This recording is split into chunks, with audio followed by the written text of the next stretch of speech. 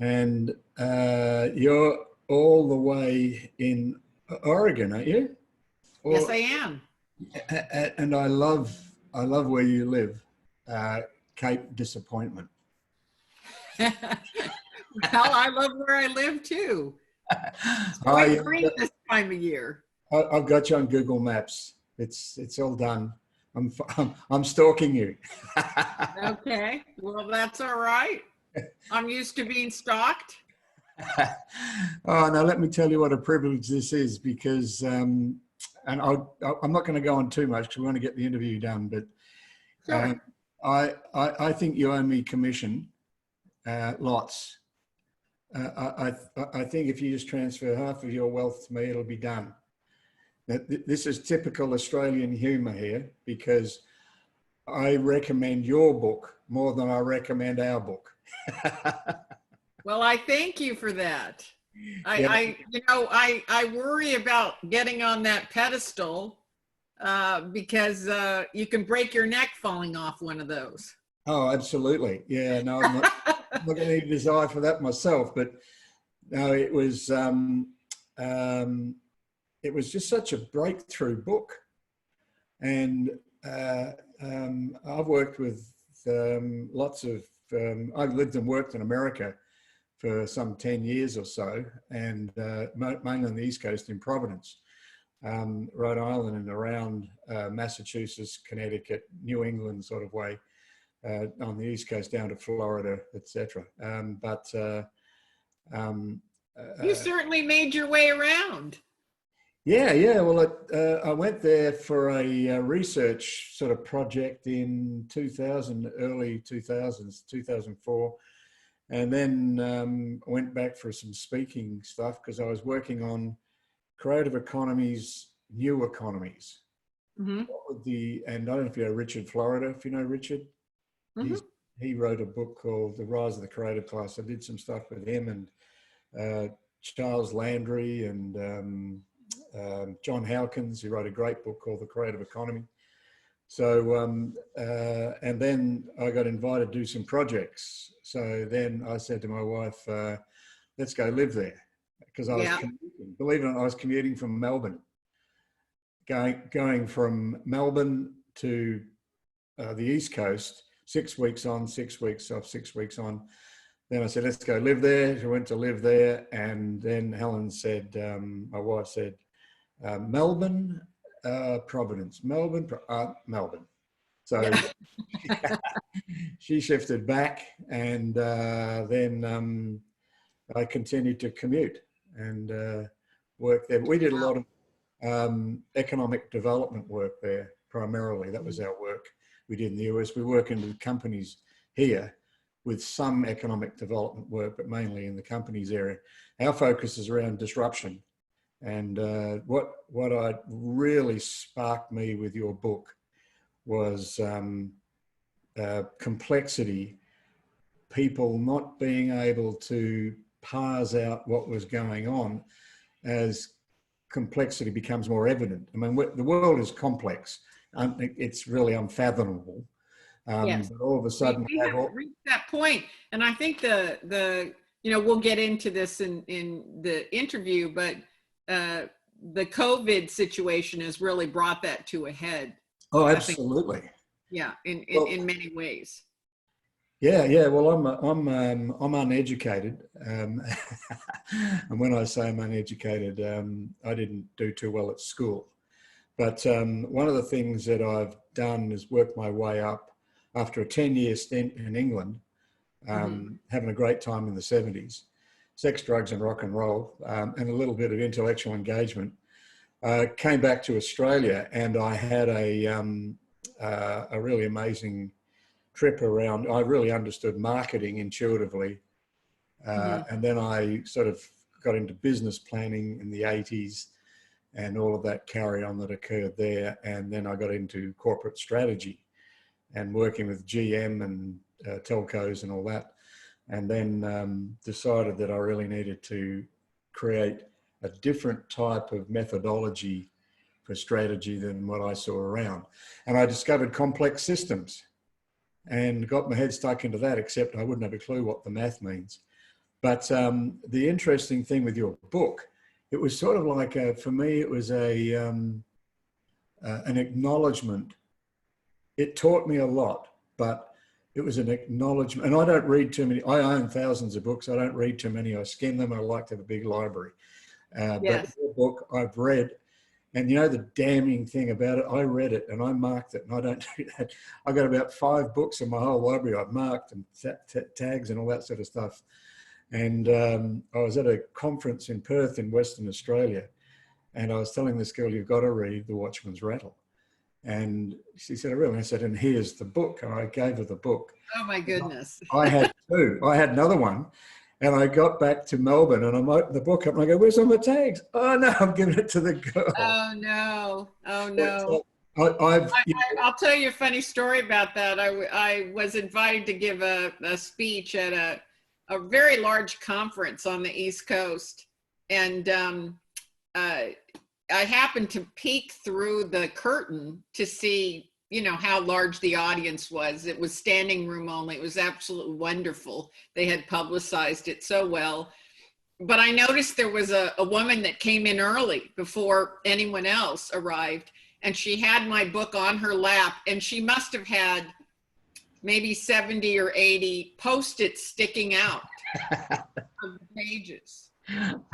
And so when I went out on the stage, they introduced me and everything. And I said, just a moment, can you bring the lights up?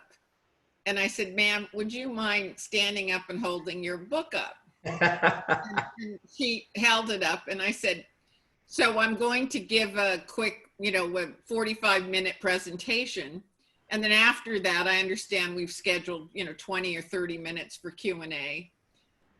And I want you to know, she is not allowed to ask any questions. Because I don't have to accept questions from people who know my book better than I do. The book was written many, many years ago. And since then I moved on to artificial intelligence. And now I'm writing a book that has been my passion for over 10 years, which is an accumulation of everything science has empirically proven about human happiness. And it's a real departure from the other work that I've been doing, but I've been doing this sort of on the side as we gain more and more knowledge about how the brain works, the role hormones play, whether traumatic experiences, why do some people become resilient and overcome them and others, they have a built-in excuse the rest of their life for unhappiness. So there's so much that science has proven at this particular juncture in time. And as the world, as the standard of living gets higher and higher and higher, our happiness is going lower and lower and lower. Our fulfillment, our ability to thrive. There's a disconnect that's going on between the economies and the material worlds and public policy and personal decisions and the ability to thrive and be happy. And so I thought it would be so wonderful if we could put a book together that said, actually, the percentage probability of you becoming happy, right, goes up by X% when you choose A over B. You can actually make you can actually put your thumb on the scale of happiness to increase your mathematical probabilities by making certain decisions. Wow. And I think that if that had been presented to me, I would have, made many different bets rather than bump around in my life. You said drugs, rock and roll, I take it we're probably pretty close to the same age. And, when people say, well, explain your career to me. And I said, I just kept bumping into things. I bumped into things and somehow I had enough intelligence and knowledge and experience to capitalize on what I bumped into. Yeah. But nothing, absolutely nothing was planned. And if I did have anything planned, it was unknown to me what that plan was. Oh, that's so true. And I think, people I tell you, you might agree with this or not, but the worst people to explain what you do to are your parents.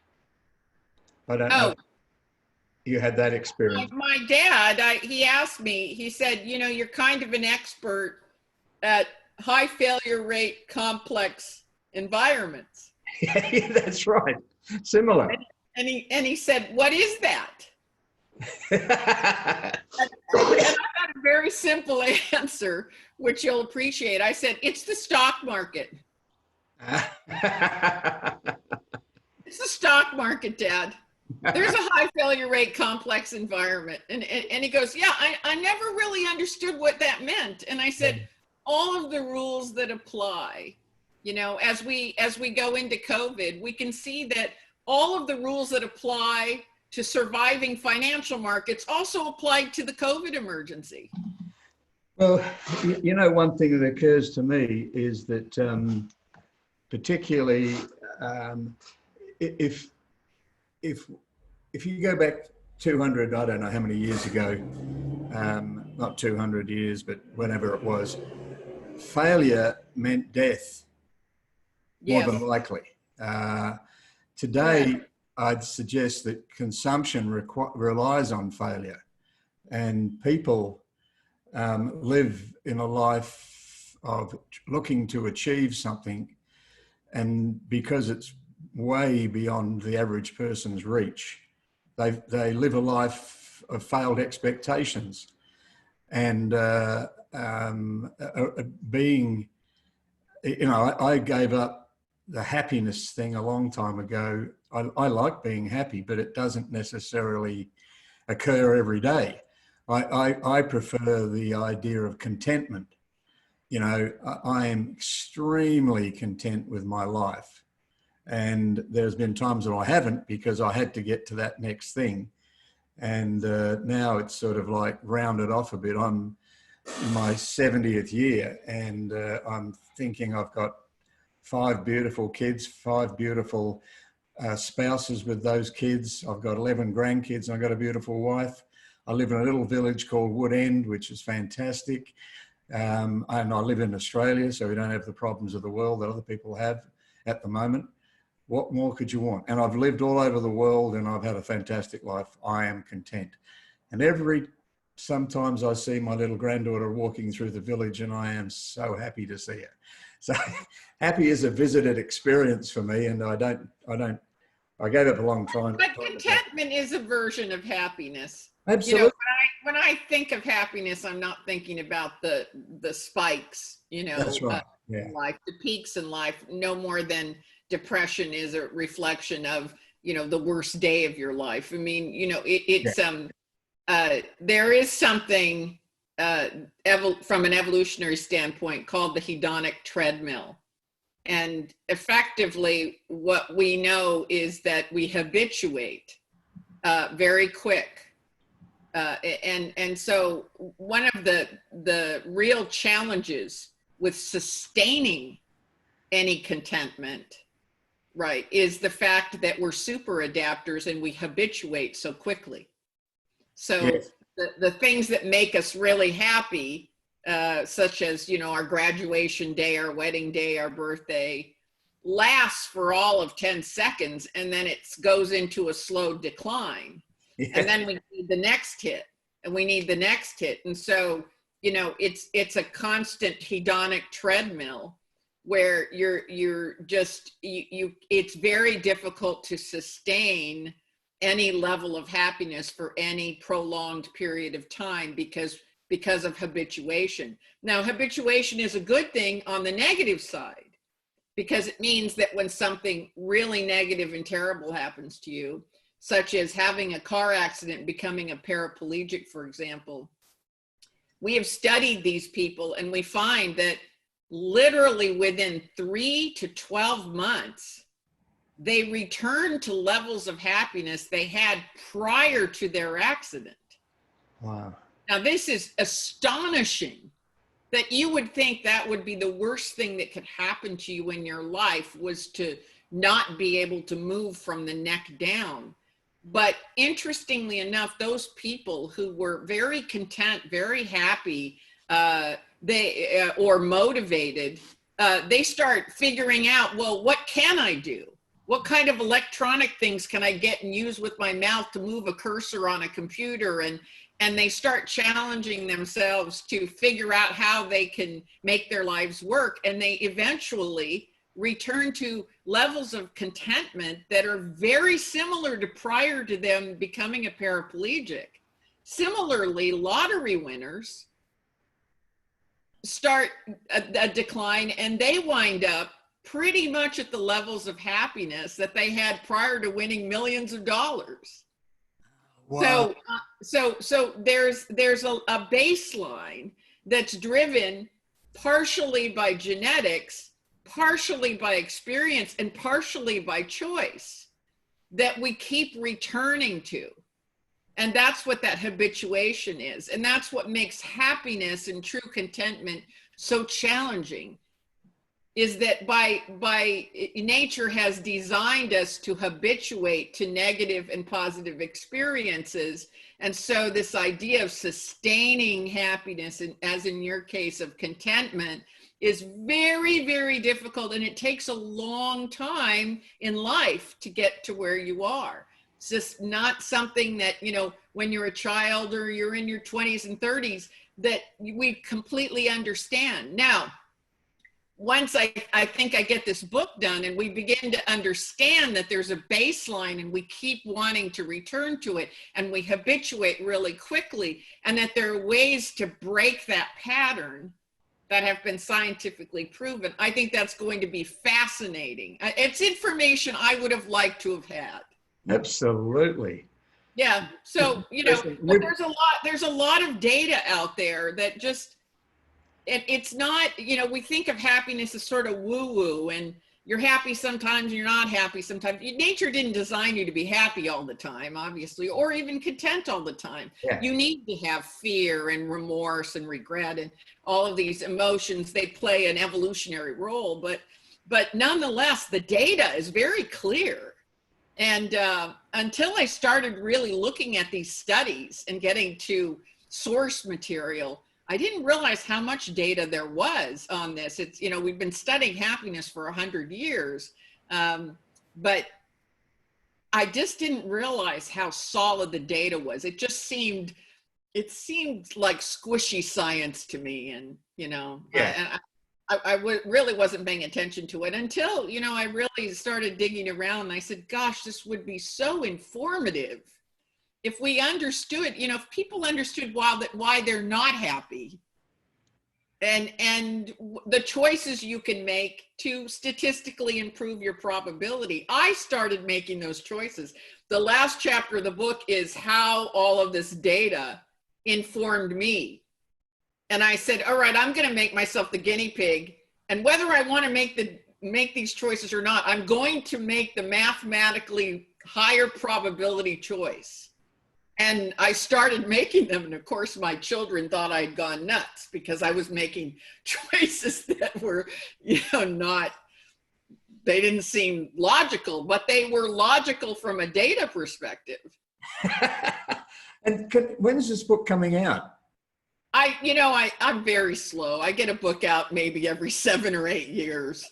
You know, this one I've been working on for a really long time. I'm hoping that I have the draft completed by the end of the year. So I'm hoping maybe next year, if I push it hard enough. But I have so many jobs in between that kind of pull me off of being able to complete my research, because I'm not independently wealthy. I still am doing consulting work and, you know, helping corporations and all that.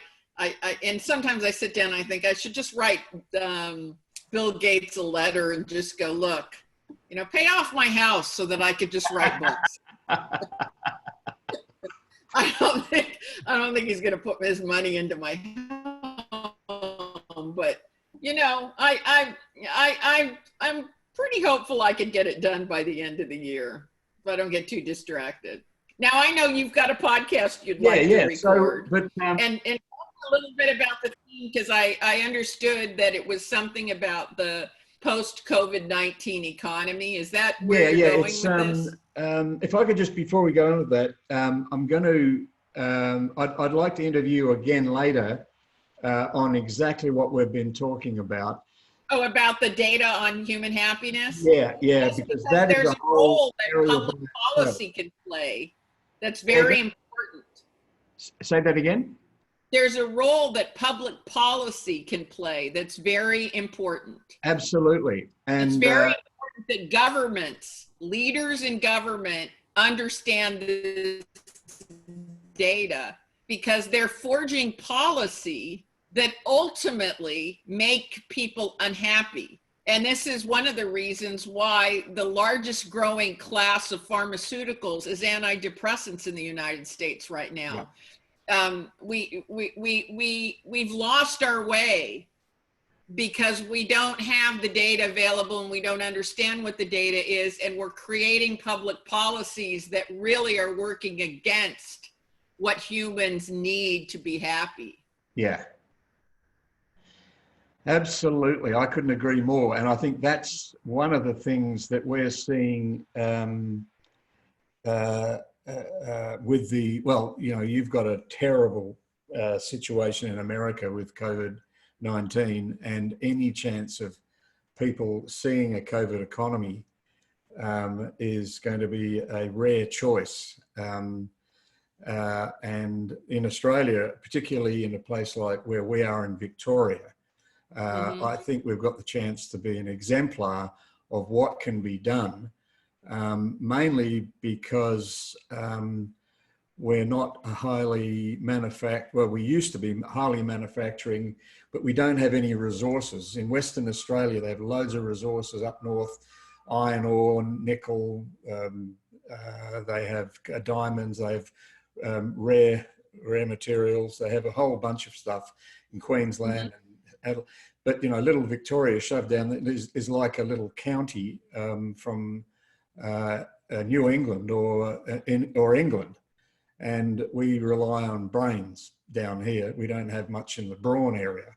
So we're looking at this covert economy, and it's you know, I don't necessarily like saying knowledge economy or creative economy, but it is a way of forming a pattern for people that they can understand what is possible and also what is happening.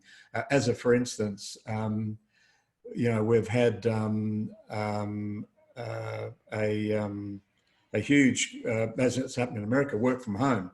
Well, because we're 70% service-based economy, particularly in Victoria, that's people go home. And, you know, we've got a relatively okay national broadband network, relatively okay. It's not the best by far. It could be much better because the right-wing Liberal government decided not to invest in it after the left-wing Labor government set it up. So it's okay, and they're putting some money into it. But you know, the telework industry is just exploding without anyone understanding that it is an industry. You know, to support people working from home, that's a real industry. For instance, also what we call pan-safe is a pan-safe or pandemic safe or global safe. Being safe in the world, which is very big fear, is a growing industry, both from the bottom line of providing masks and incubators and all those sorts of clinical things that are needed. But, you know, the fashion industry getting involved in masks and, you know, how do you get a social experience that fits with social distancing? So you know, the whole pan-safe industry is there, but the telework industry is there for the taking. Whereas, particularly in Victoria, we're a square metre economy because we're service-based, and a square metre economy is that you might rent or own a home, but even if you own it, you're renting it from the bank, but you have a square meterage in your home. You go to your garden, you're working in square metres. You go to work, you drive on a car, which is, you've rented the car because you mostly lease it. You rent the bitumen because you pay for a portion of it from the government, unless you're paying for a tollway and that sort of stuff. And then you rent You rent all the way down, square meters, all the way down to your office, your park and the space, square meters. You go to an office and you got all this chunk of square meters. Now then, if you take the occupants of those square meters out, like remove it like that, and you remove it only, it doesn't have to be a large amount. It can be 20% to 25%. We did the math on this years ago, 2013, did a little project in Connecticut on what would happen if 20% of the people that commuted spent 3 days at home and 2 days in an office. What socioeconomics would change radically, and local communities benefit. You drink more coffee locally, you use more toilet paper, you blah, blah, all of that basics, but you buy clothing online and you buy this, you don't necessarily go to the shop. So it has a big impact on cities or densified square meter economies. And it doesn't, but it improves home life for those that have a safe home. If you don't have a safe home, it's going to explode working from home.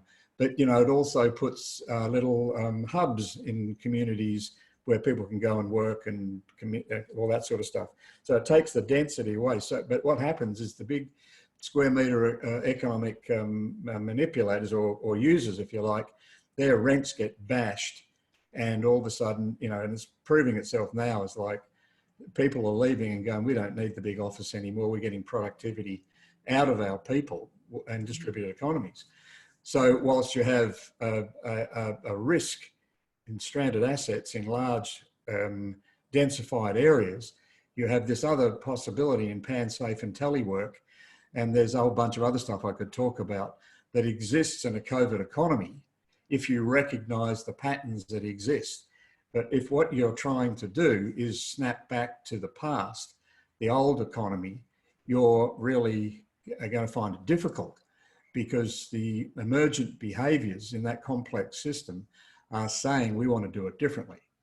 So that's the sort of picture we're seeing in a covert economy, and training people to at least consider those sorts of elements and be able to respond to that in a positive way, to say, you know, we've got a client that is big in commercial rent.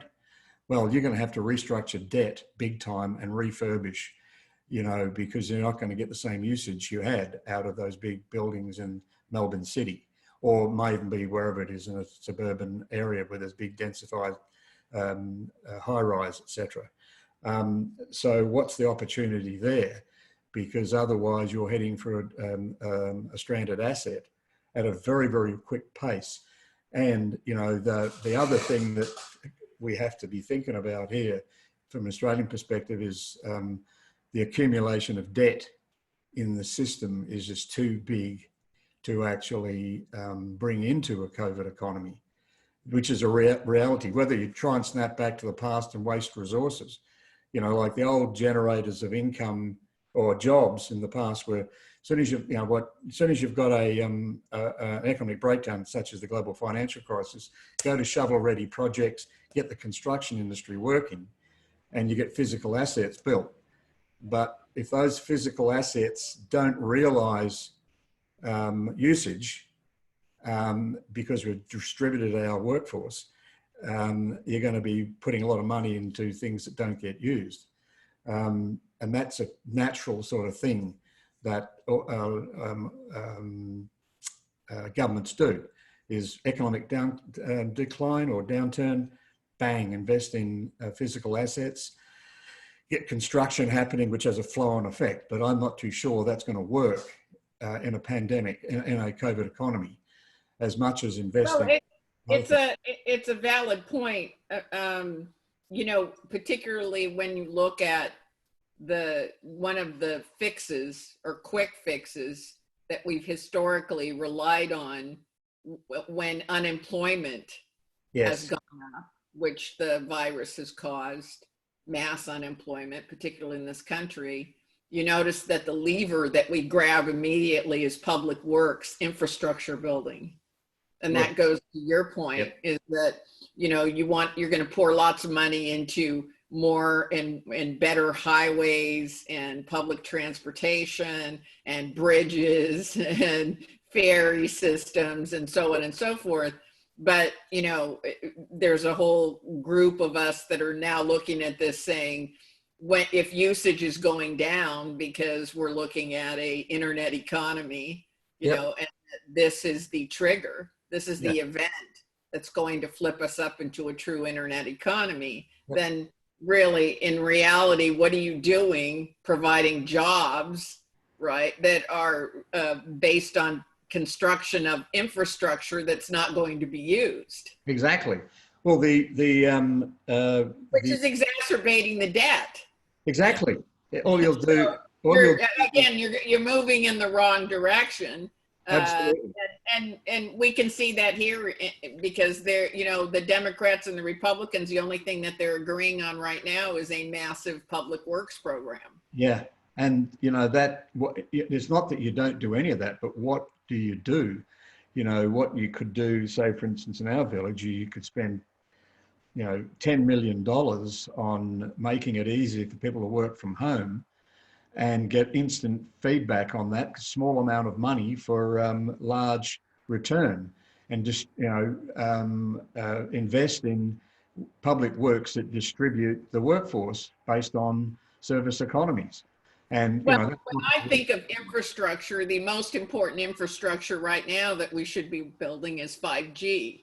Exactly. Real 5G, not Verizon and the telephone companies 5G, but true 5G, so that machine-to-machine communication can become a reality, because it's a stumbling block right now without having that infrastructure. So rather than building more bridges and highways, I would say what's more consistent is to build the super highway of wireless communications, right? That's needed to get to the next level of automation, if you will. Well, you know, being a complex systems thinker and understanding the 4 dimensions of the internet, you know, the internet breaches space and time. You know, physical infrastructure finds it very difficult compared to compete to breach space and time with the internet. And as soon as you put social economics into that, you get very, very fast changes. You've pointed out that humans aren't necessarily keeping up well with that. That, you know, if you think that gossip works in a community, try it on Facebook. So, you know, I was sitting in a hotel in Stamford, Connecticut, and I was looking at the I-95 go straight the way through down the coast. And I was looking at it, and I've driven down that road many, many times from either Connecticut, Stamford, where I was working, to Manhattan and back, or taken the train. And if you're lucky, as you said in one of your interviews, you're there like this, you know, and lucky you sit on a seat and there's no chance to do any work, and the guy next to you smells, all that sort of stuff. And my head just went, we've got to, looking at the I-95 this night and looking at the train, think we've got to take transactions off the road. Very simple statement. Must take transactions, information, communication, education, production, and trading transactions off the road. You know, get it off the road as best you can, so that you relieve all of this sort of chaos and congestion. You know, so if we're looking at doing a transaction on the I-95, if you compared that to bandwidth, you would be saying it's the worst bandwidth ever to actually complete a transaction. So, and I was talking to a colleague of mine who lives in Connecticut just recently, and he goes, you know, this is fantastic, I'm loving this. And he used to be a senior executive in a large organization. And he said, you know, I used to go to Manhattan 3 times a week. Now I don't have to go. And I go, oh, really? We had a sign up in our office 2 years ago that said, why are you leaving Wood End? You know, I put it up there because I said, you know, we go down to Melbourne, which is it's about an hour away, 50 minutes an hour. And we have an hour meeting, then we drive back again, or we catch the train down. And, you know, it's great to be in Melbourne and all that. You go and have a coffee with some friends. But, you know, really, is that a good way to do transactions? So, you know, I mean, I think the Covert Economy has got that richness to it. if we explore it. But the thing that I think we have to take into account, and I think this is where we go to our interview, is when complexity rises, and that this is one of the things I really got it, because the false prophets and the fake news comes up because they offer simple solutions to very complex issues. They make, what we talk about is making the complex appear simple, because you cannot make the complex simple. It's just not. You can't. You can't make systemic problems. You can't oversimplify them. And actually, when we start to talk about this in more detail, we can talk about some of those unproven beliefs that are being promoted right now relative to vaccines. Absolutely. A lot of the financial markets right now, particularly the stock market, that's betting on those vaccines. And unfortunately, I'm a scientist by training. And I work with the Human Vaccines Project. And I know all these, scientists that are working on the vaccines. And I don't have good news on vaccines. We are very, very bad at preventing disease. Yeah. What we're good at is keeping you from dying of it. Yeah. We're good at that. Yeah. We can't. Preventative medicine is unknown. But we can keep you from dying from cancer. You die of something else. Yeah. So, it's likely that there'll be a treatment that will take death off the table. Yeah. Right. That is likely. But a vaccine, no. And if we get a vaccine, there are already, I think we're up to 16 mutations that have been discovered of COVID-19, of different lineages of the disease. So even if we get a vaccine for one, it doesn't really mean anything on the other lineages. So the reality is any vaccine would be so ineffective that, I worry about unproven beliefs at this particular juncture overtaking, and people getting this false sense of confidence that, I'll just take the vaccine and I'll be okay. It'll be worse than your odds of the flu vaccine working. And the odds of the flu vaccine working are around 15%. Yeah. So I don't know, unfortunately I have too much data. And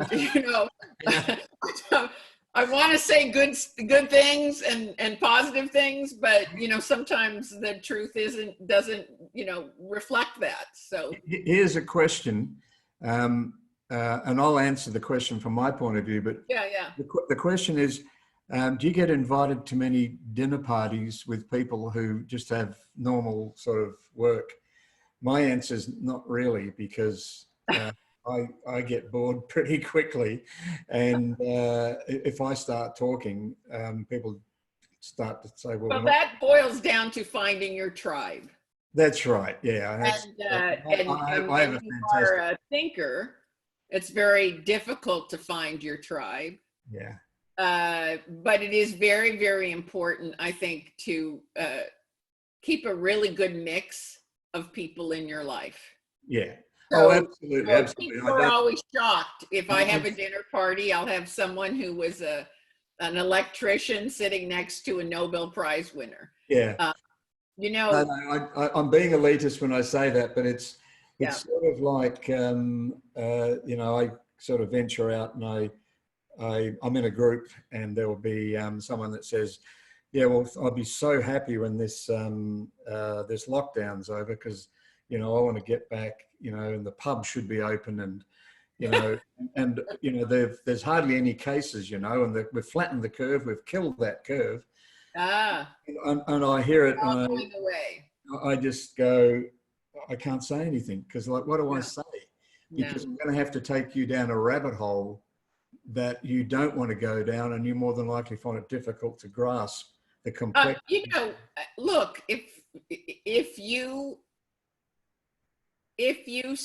spoke at the level you were actually thinking and looking at things from a big picture level, and in a data informed individual, you would come across as a horse's ass.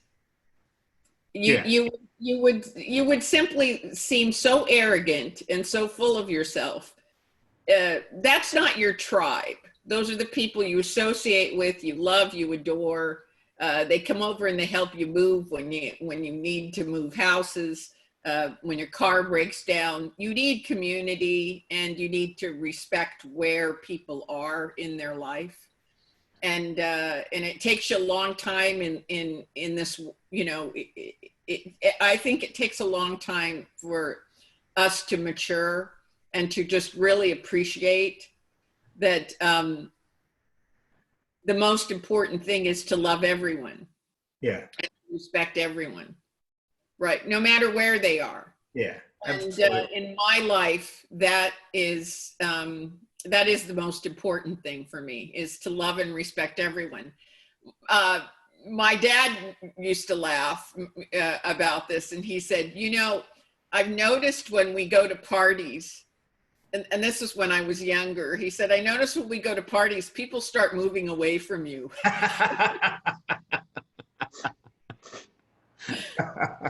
That you start talking about philosophy and science and physics, and he said, those aren't things people want to talk about at a party. I know.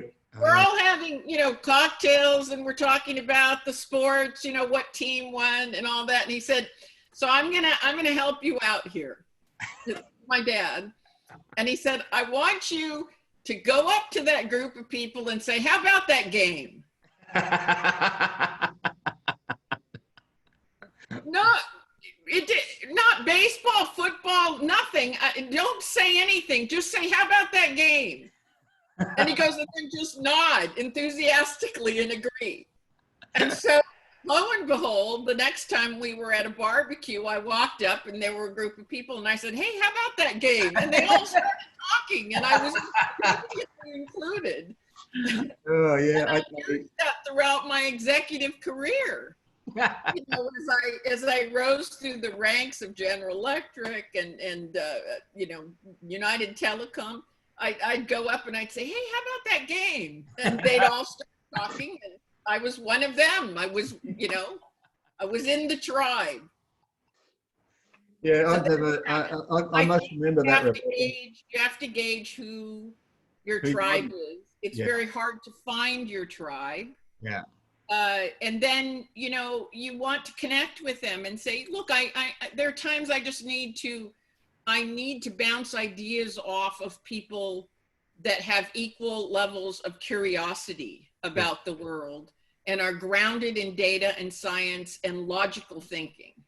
Yeah. And then, you find those people, you connect with them, and they help you to refine your thinking, to refine and expand. And there are people that can do that, have the capability to do that. And then you love and you respect everyone else. Yeah. Yeah, that's true. Kind of a simple formula. Yeah. And you remember to say, how about that game? How about that game? So that becomes our catch cry. Hey, Rebecca, how about that game? Yeah. Yeah. That worked for me. Okay, how much time have you got? I'm fine for the rest of the day. Okay. They cleared everything because it was 3:00 in the afternoon. And I had a TV interview scheduled that was going to be a pre-record just before, you and I were coming on. And they said, oh, we only need 15 minutes. And I said, okay, that's fine. But then they called and they said, well, we want to go a little bit longer. We want to go 25 minutes. So we rescheduled for tomorrow. So we're all good. Okay. We're good here. So what I'm thinking is, I put some discussion points down. COVID-19 pandemic, is this the evolutionary event we need to move toward embracing complexity? As an open question, can our future be controlled or created by us? Raise human intelligence or artificial intelligence or both? And in a rapidly emerging Covert economy, what are the critical things we must consider? Do they feel okay for you? Sure. I mean, we'll have a dialogue because most important of all, people like to eavesdrop. We like to listen in on other people's conversations. I think that the conversation we were having having would be fascinating. People would love to, you know. I have to tell you that many times I'm sitting with my friends at dinner, and, you know, I can't tell you how many times people have gotten up next to us and said, we stopped talking and we were listening to your conversation at your table. Well, I'm going to pinch that idea and eavesdrop with Rebecca Costa. Drop in. Yeah. Okay, let's do an opening. And Okay. I'll just take a few minutes so they can edit. But we will use some of the information we had prior because that's such a rich conversation. Sure. And I do want to stay connected if that's okay with you. Absolutely. Happy to. Fantastic. Okay. Well, welcome everyone. And I'd like to welcome Rebecca Costa to today's interview or discussion. And we've actually decided to call it an eavesdrop with Rebecca Costa. And I've just been talking for what is now 47 minutes as a preempter to Rebecca's conversation. So I've had a great time already. So I'm hoping that you're going to have the same time. Now, Rebecca is an evolutionary biologist and combines technology with that. And she focuses on the perspective of the subject of adaptation. Now, I've taken this straight from an interview just recently, and she wanted to talk in that interview about irrational human behavior, the fact that we know problems and solutions exist, and we know that through the COVID-19 pandemic, but we're not getting those done. And complexity, we have to be able to start to come to terms with complexity in picoseconds, which for those is more finer than a nanosecond, if most of us understand what even a second is in time, very, very short period of time. Now, Rebecca's background, look, I'm not going to go through it. I'm just going to say, just Google Rebecca Costa and watch videos, consume anything that Rebecca has talked about in the past. And you must buy The Watchman's Rattle. I've got our book here and I slimly promote it, Disruption, Strategy for Exponential Change. But I can tell you, I've recommended more people buy Rebecca's book than ours in the past. And it's described as a new theory of collapse. Her follow-on book is On the Verge, and that came out in 2017. And Rebecca is talking to us from Astoria in Oregon, or sometimes when I go to Oregon, they call it the Organ. There's actually a newspaper in Oregon called the Organ, which I found very interesting. And she lives in Cape Disappointment. So that's going to be an interesting to hear Rebecca. And I can tell you, Rebecca is nothing like a disappointment. So welcome, Rebecca. Well, thank you for having me. I appreciate it. It's fantastic that you're talking to our audience today. So our discussion points, we're going to start off with looking at COVID-19 pandemic, and is this the evolutionary event we need to move towards embracing complexity? You know, what happens as we see it in a situation like this, where you have a rapid drop-off from a disruptive discontinuity in a system such as social economic system, the amount of reliable information becomes much less, but complexity rises in most people's view. So you have to be very cautious. And this is one of the things in The Watchman's Rattle that was very rich in my understanding and helped me a lot in my understanding of complex environments. So the second point we're going to talk about is, can our future be controlled or created by us? Thirdly, Rebecca talks about artificial intelligence, particularly in On the Verge, and she talks about a rise in human intelligence, and I'm looking at both of those as a key foundation for the future. And finally, in a rapidly emerging covert economy, what are the critical things we must consider? So Rebecca, to kick off, COVID-19 pandemic. Is this, you talk about events that make big changes. And I look at this and I think to myself, we had the fires in Australia, which we thought were catastrophic. That was the Australian event, socially, economically, deeply impacted most of Victoria, a lot of Victoria and New South Wales, the eastern states. was into the other states, but it was, well, we thought this was the event.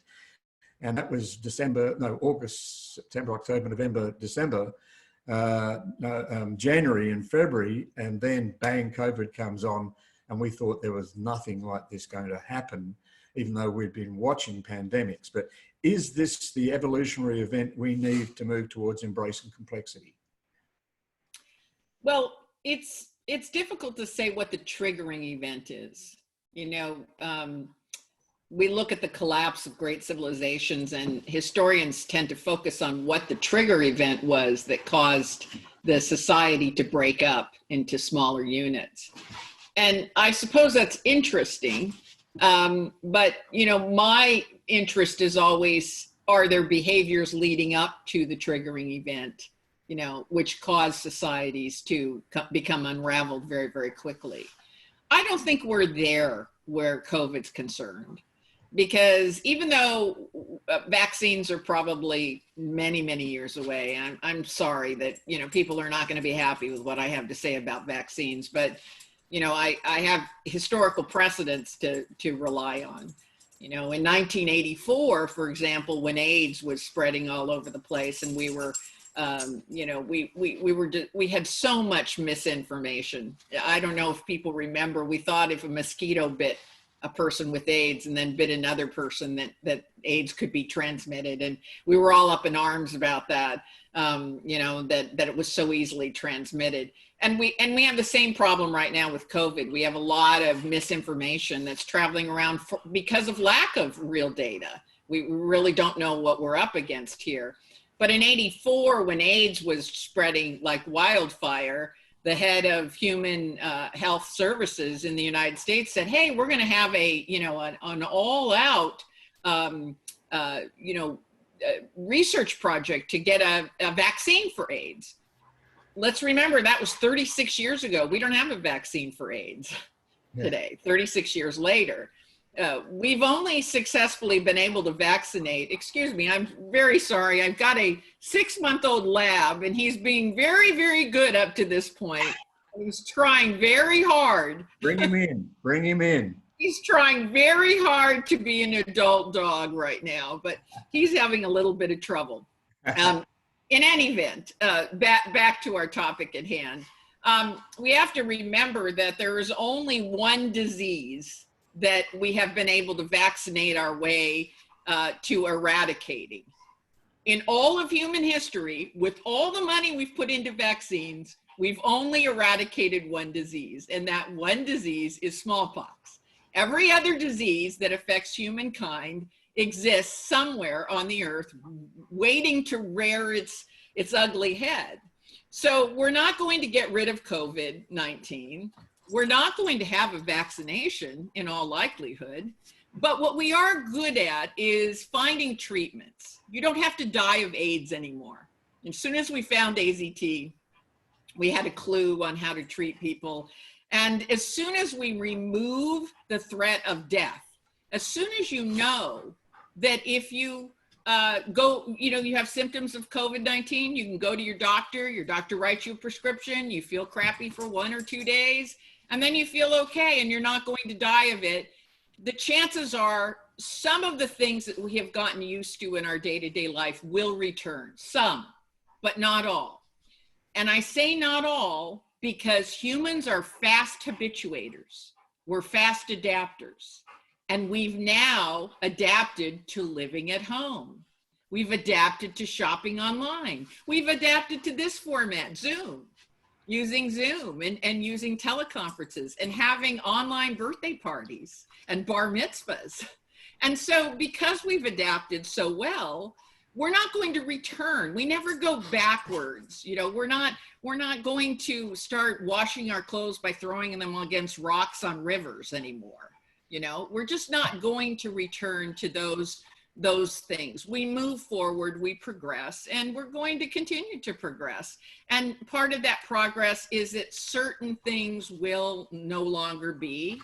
Many of us will not return to offices. Well, he wants to get in the picture. There's just beautiful. That's fun. So you're going to edit. No, Yes.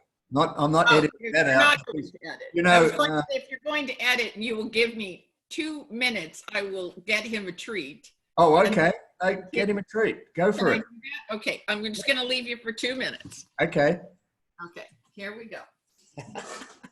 Next time I'm going to bring my doggy, my little Missy Moo. Is also called the Mrs. and Moose and Missy Moo. And she was named after, I thought I was getting a male dog much bigger and I was going to call it John Lennon. And when it didn't happen, I got a little dog with it was a female. There was a conversation about calling Yoko Ono, but I decided against that. My daughter said, I want to call her Missy. And I said, well, the only way we call her Missy is we call her Missy Moo, which my version of the French version of that is Missy Moo, as in the wicked Missy, Moo being the pout. So Missy Moo is the wicked pout. And she's a beautiful little doggy. And next time when I'm with Rebecca or anyone, I think I'm going to have the Missy Moo in the conversation. Okay, back now. Back, fantastic.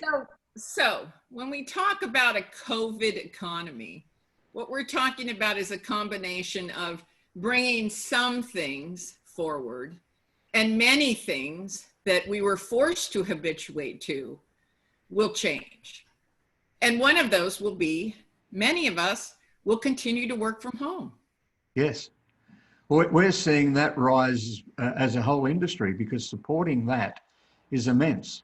We've done a lot of work around from 2013 when I was on a committee, a national federal government committee on looking at telework and its potential positive impact for organisations.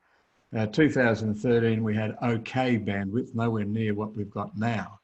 ADSL, I think we had it 2013, then we went ADSL2. Now we're sort of at this, in Australia at least, at this broadband level. But, my view of that, as I've spoken to you, Rebecca, is about taking transactions off the road. Being able to transact information transactions, communication, education, online, production, making things happen, trading transactions, even to the point of export transactions of physical goods where you can, particularly small componentry that can be manufactured, produced with 3D printers, is that you don't have to have those sorts of things. You can have lots of localized supply chains that don't necessarily require the physical transportation of the good.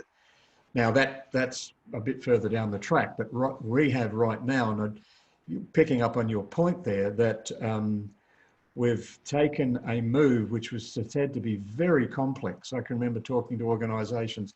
They say, sending people to work from home is extremely complex, and we'd have to do so much work around that. And then bang, they made it happen. Worked with universities that said we can't do online learning. Online learning, for us to organise that, and the academics don't want it. Bang, it happens. And sure, there's a bit of a stutter, et cetera, as we do it. But all of these sort of so-called no-go areas, too complex, all of a sudden become not complex. And then the feedback you get is, we've heard this so many times, I really like this. I don't really want to do what I was doing before. Well, let's use education as an example. I mean, because you say, well, there was some resistance, right? There's some resistance to remote teaching and remote learning because it was believed, and is probably true, that there was some benefit to having a college life experience, right? You socialize, you move out of the house, you go into dorms, you meet strangers, you're responsible for getting up and getting to your classes on your own. And so there was a sort of a life experience that you paid for. And so if you looked at the tuition of getting your degree online from an online university, right, versus the tuition of having to go to a physical university, right, that there was a huge discrepancy in the cost, the actual cost to attend, right? Your tuition fees, your books, so on and so forth. There was a huge discrepancy. So now what happens to actual physical universities, right? Who depend on students to come there for their revenues? Well, in all likelihood, it starts to get really complicated because you don't want to compete with online universities that are getting really minuscule fees per student. Yeah. You can't survive doing that. So now it gets complicated for them because they don't want to become an online university. There is value in having the college experience, but now you've got the COVID potential liability. So how do you reopen responsibly? It may very well be that until there's a therapy, and I believe there'll be a treatment or a therapy within a year. But let's say that there's this year that students are going to take gap years. So enrollment will be down. People will be fearful. You know, they might not want to send their kid to away to a college campus. Maybe they're going to direct them to a community college or take a gap year. So physical universities are in a bit of a tough spot. So it may be that they start to break out their services a little along the vulnerability of their students. So for example, older students, right? Or students with underlying health conditions can continue to take classes remotely. Students who are asymptomatic and have low physical probability of contracting the disease or dying of it may be able to have a choice to go online or come to the campus. And those who already tested for having COVID and have immunity may return to campus. So it may be that you have to go take a test, and if you show that you actually contracted COVID, even if you were asymptomatic, and now you have COVID immunity, whatever that means, because we have to talk about that, you may return to campus. If you don't have immunity but no underlying health conditions, you may have a choice to return to campus, but you're going to have to sign a big waiver that says if you get it, it's not our fault. And if you're older and you have an underlying condition, we will not allow you to return to the campus, but you can still get your degree and finish your classes remotely. So it now gets very complicated because you have 3 types of courses and 3 options and 3 tuition levels that are going to be paid, and it starts to get more complex. So I think that even though things look like they get simpler, they get more complicated because the nature of the evolution of civilizations is we never get simpler. No. We never go backwards and things never get simpler. Look at financial markets. You start out with barter, you wind up with, you know, credit default swaps that even experts can't explain. So it just never gets simpler. It gets more and more and more complex and more difficult for humans to manage or even understand. Everything leads to greater complexity. That is the nature of progress. When I remember that when the first video movies came out, we were absolutely positive that was the end of movie theaters. Why would anyone go and sit in a dark room with a bunch of strangers eating popcorn just to watch a movie? And then we were pretty sure that the video business would be all over once Netflix came out, and no one would ever go to a movie theater. Why would you go? You just get everything on Netflix on your computer. But if you notice that's not what happens. You know, there are even people now that are collecting records and 8-track tapes. Yeah. Things never go away. I'll never sell my vinyl. I'll never sell my vinyl. There you go. The evolution of societies is the evolution of complexity until we get to a point where it's just unmanageable. And you were asking me earlier about a trigger event. Is COVID the trigger event? We're not quite there yet. We're getting very close. We're getting very close because one of the symptoms of complexity reaching an apex and making the society vulnerable to a triggering event is that there is mass confusion between facts and unproven beliefs. And increasingly leaders begin to forge public policy based on unproven beliefs. That's what the Watchman's Rattle was really about. Yeah. It was about the dangers of not being able to get at empirically proven facts anymore, and that the fact that leaders begin to forge public policy on erroneous opinions and superstitions, ideas, theories, and eventually public policy becomes irrational. To your point, as COVID drives more people to work from home, right, it's very interesting that governments are responding to unemployment by wanting to invest in infrastructure. Yep. More bridges, more public transportation, wider highways that the people who are working from home aren't going to use. So we have this situation where unemployment is being met by these public works programs designed to increase and make better infrastructure that COVID is reducing the use of. Correct. And so there's kind of, we're getting close to the tipping point. We're getting close, because when you start to see this misalignment between the facts of what are going on in society and what public policy is addressing, that is the gap that causes societies to be vulnerable to an event like COVID. So I don't think COVID's quite it, but I think we're approaching a time where we are now being driven by unproven beliefs rather than facts, owing to the levels of complexity that the human brain is just simply not designed to be able to understand. And I think that that's an interesting point, because you've also raised the point of that the COVID immunity and looking at a vaccine is highly problematic and more than likely not going to happen.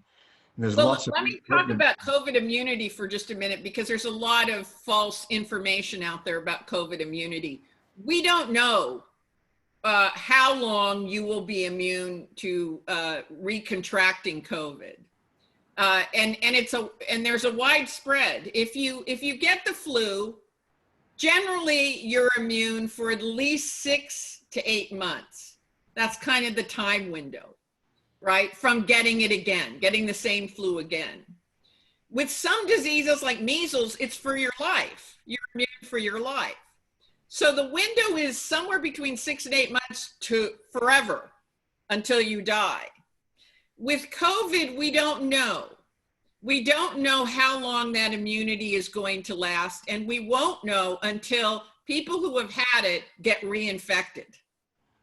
So the real thing that what we're all watching is people who tested positive for having COVID in China, now 7, 8, 9 months, 1 year, 2 years. We have to see if some of those people become reinfected. That's when we'll know what the time frame is for the immunity. What makes it even more complex, because we're talking about complexity, is that we've identified, many lineages. We're up to somewhere between 11 and 16 lineages or mutations. There's a lot of debate about what a mutation really is and what counts as a lineage. But so are you immune to those mutations? Or can you you had one version of COVID-19, but you're not immune to the other mutations. So some of the mutations are stronger and some look to be weaker. We don't know enough about this disease. So we're not quite sure what immunity means. We're pretty sure immunity means 6 to 8 months. That we could say. But is it for the rest of your life? And does it make you immune to the other mutations? Don't know. This is what happens when a disease moves from an animal to a human. Now, one of the things that people should feel good about is it is very rare, extremely rare in nature, that a disease like this will move from an animal to a human. Even more rare is that that disease that moved from an animal to a human then can transmit from one human to another human. That is extraordinarily rare. You usually need the animal as the intermediary.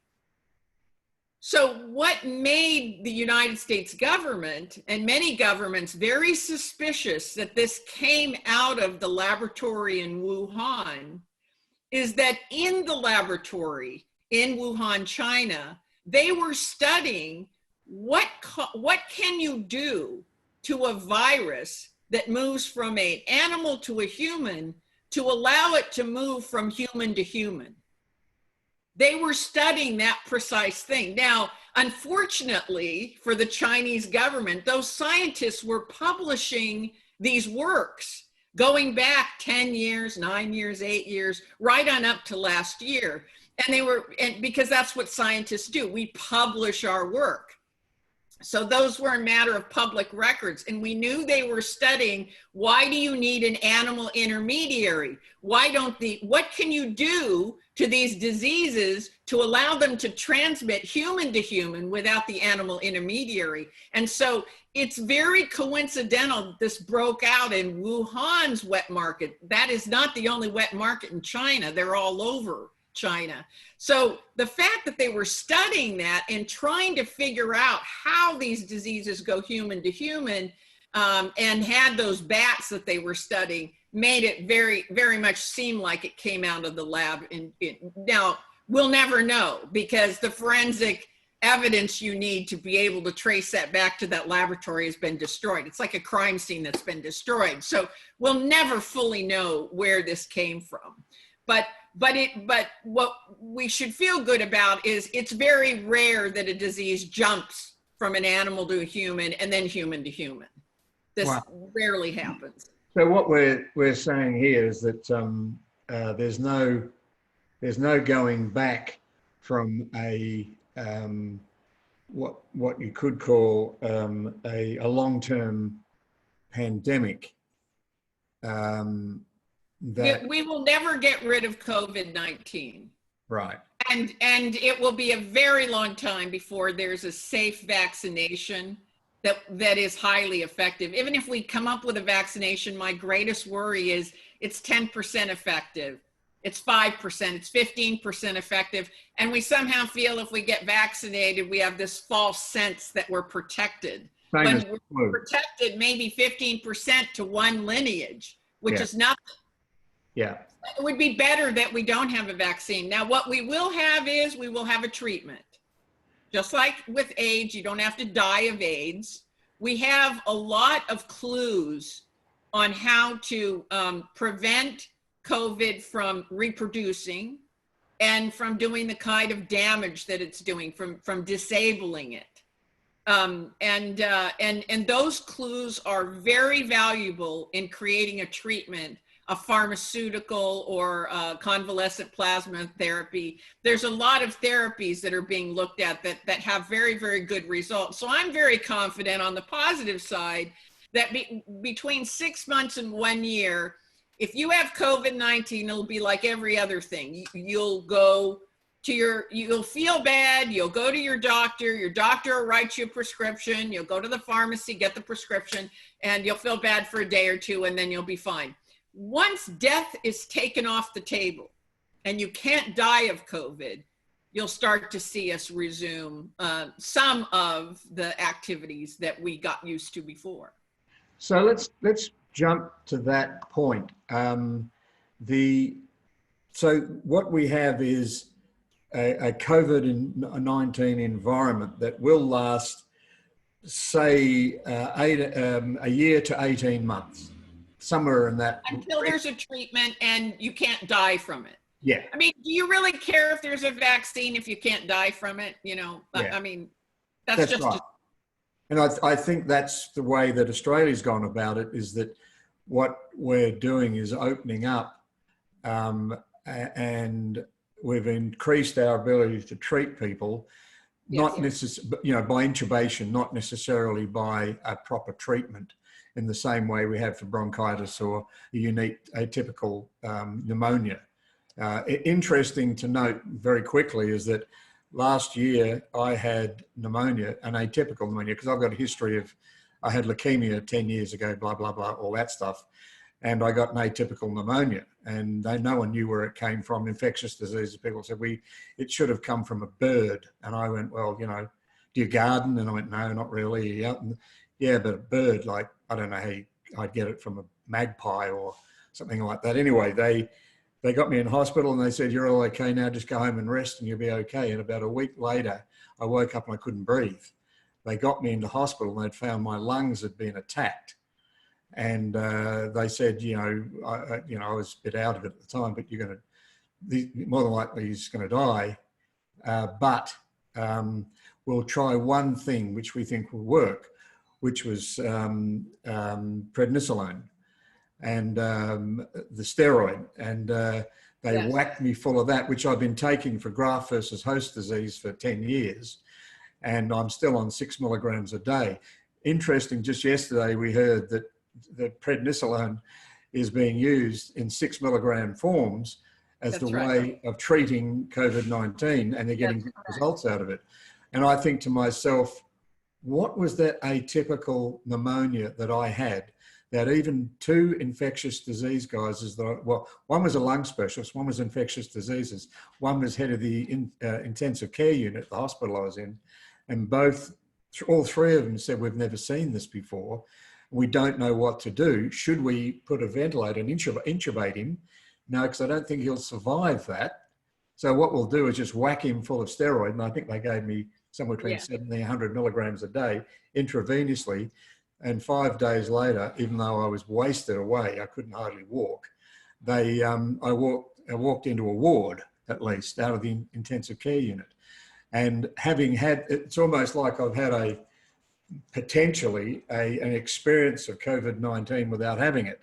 Yes, a respiratory illness will always play out very similarly. Yeah. And our latest information is that these steroids seem to be working, disabling the virus as they would other kinds of diseases. But the thing to note about the particular ailment that you had, that they suspected had come from some kind of a bird. Yes. The important thing to note is you were not contagious. You could not give that to your wife or your children. No. And that's why COVID-19 is of particular interest to us, similar to AIDS. Yes. In that we're always interested. I mean, it's interesting that you suffered that disease, but we're not contagious. But in some cases like SARS, AIDS, COVID-19, the fact that you become contagious and can spread it to other humans is the great danger. That's what caused the pandemic.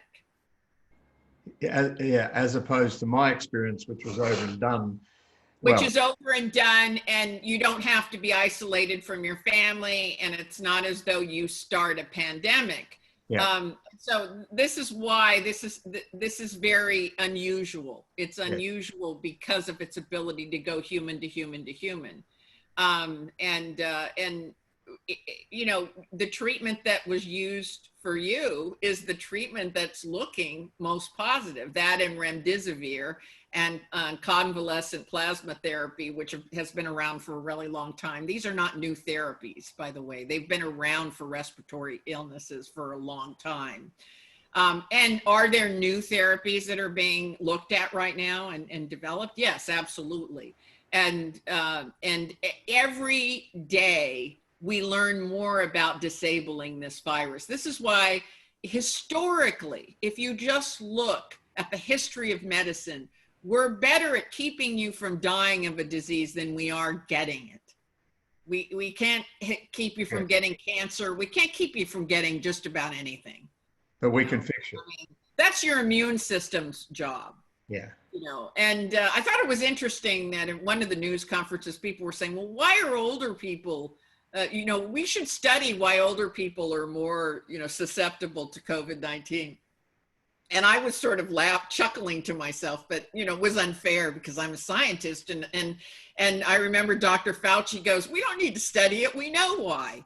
As you get older, your immune system, you know, effectiveness declines. That's just a function of age. Yeah. You know, you don't have to have any underlying conditions. You're already compromised by just the fact that you're older, you know. Yeah. So even if you're the healthiest person in the world, it doesn't matter. It's a function of age in your immune system.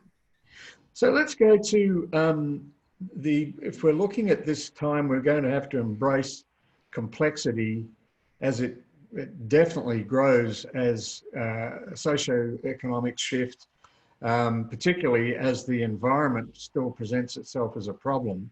And we'll, you know, if I just think about the people who have had to go through the bushfires in Australia and also be, having to deal with COVID-19 and reconfigure their economies, because their economies mostly are based on tourism.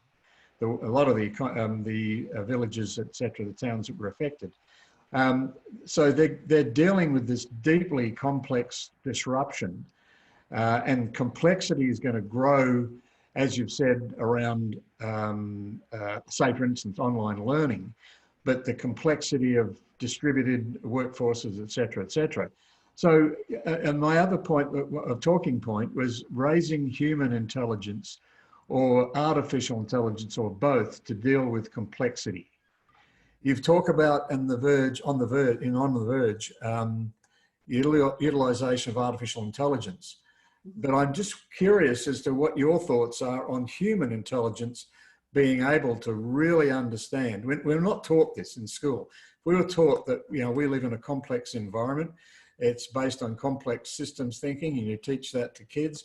We talk about whole systems rather than these siloed things that we work in. We talk about whole systems of body and whole systems of nature and whole systems of economies and social.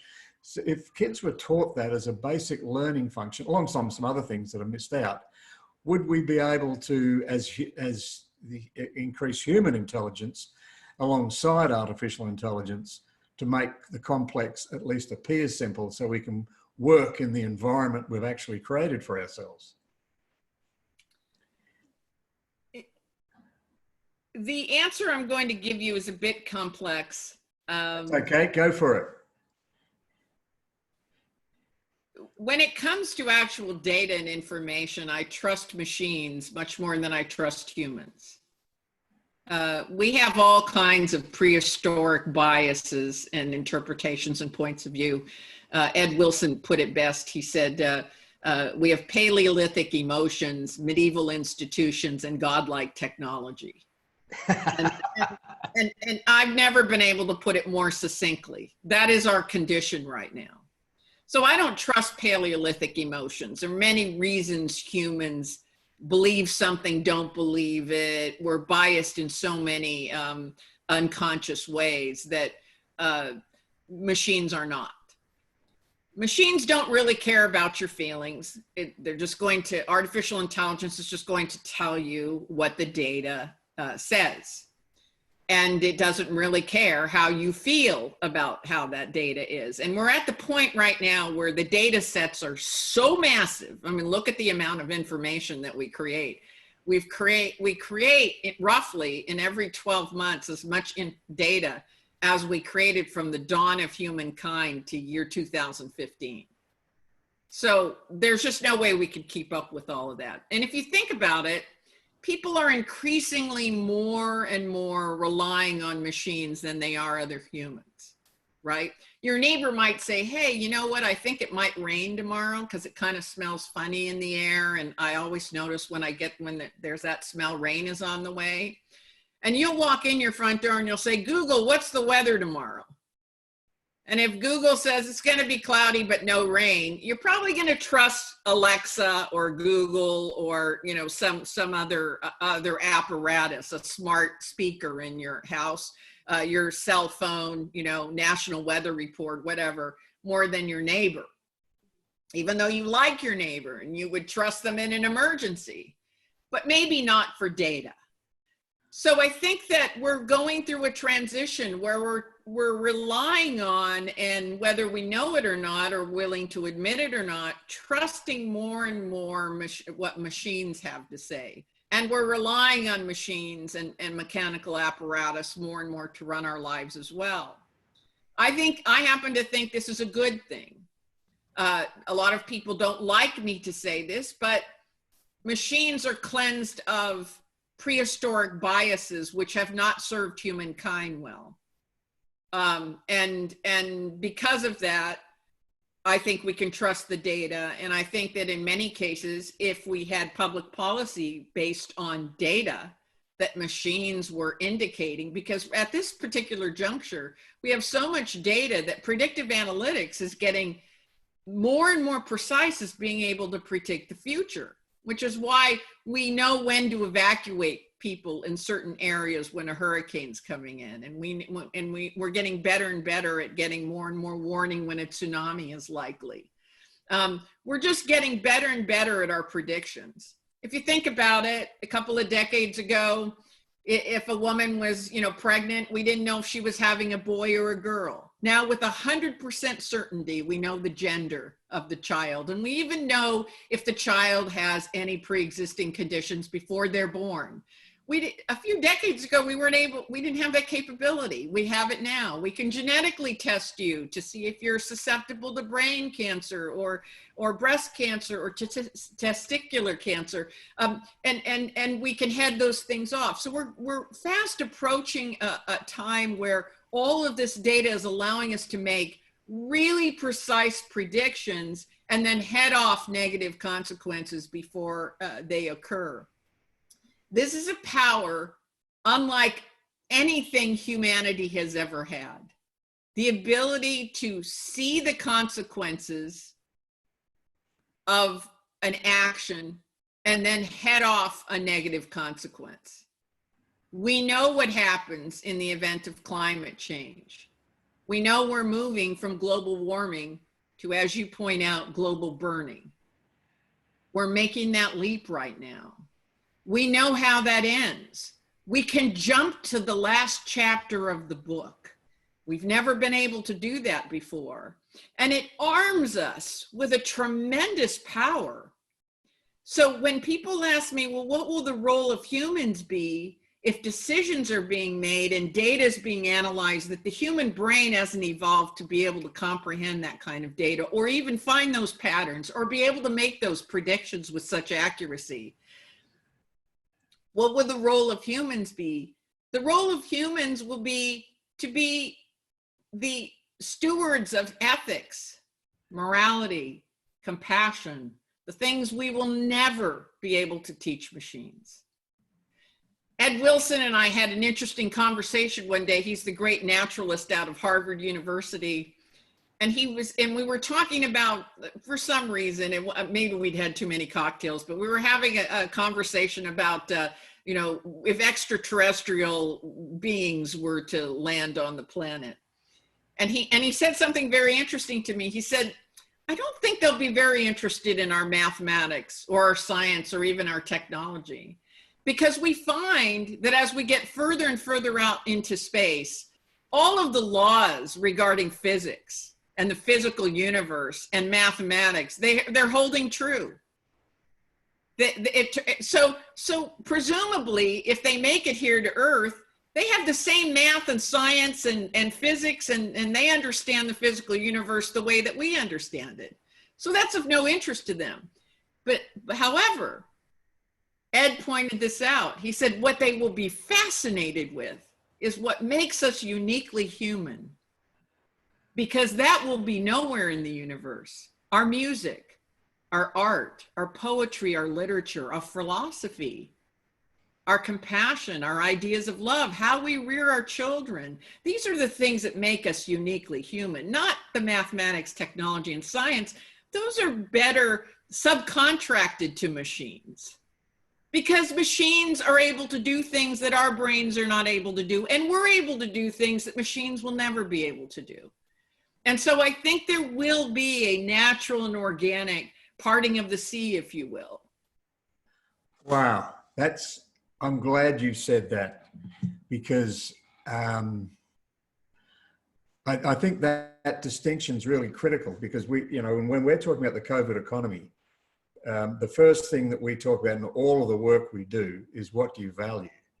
There's a question for people, is that and I think this has been a time where you talk about ethics, values, those type of things that are uniquely human, that machines can't permeate in their own right from a human perspective, that they're the ones that are hopefully immutable through this sort of this situation. In a covert economy, values have changed in our view, and I see that as a, we see there's if we looked at the industrial economy, and we talk about the big reset that was occurring about future of work and technology and how it was going to work itself out, and climate change was off into the distance, and there was fallout or a dropout, what we call dropout from that perspective. People dropped out of the Great Transition or were forced out. They were forced out of work because, right to the middle classes, because they didn't understand the technologies that the organizations were adopting. So in a way, artificial intelligence, machine learning, robotics, etc., are seen as the enemy, if you like, and it caused that fallout. I mean, the automation of manufacturing is one of the biggest, attacks on the United States economy, not necessarily outsourcing to China, even though they want the jobs back. Why would you want those jobs back? Because what you get someone who can operate a machine doesn't employ too many people in terms of manufacturing. But so that was seen as the enemy, and you had that dropout. Now we've got the covert economy, and we've got what we call the fallout from that, because a lot of those square meter economy type jobs, such as pubs and restaurants and all that sort of stuff, can't get as close to each other through social distancing.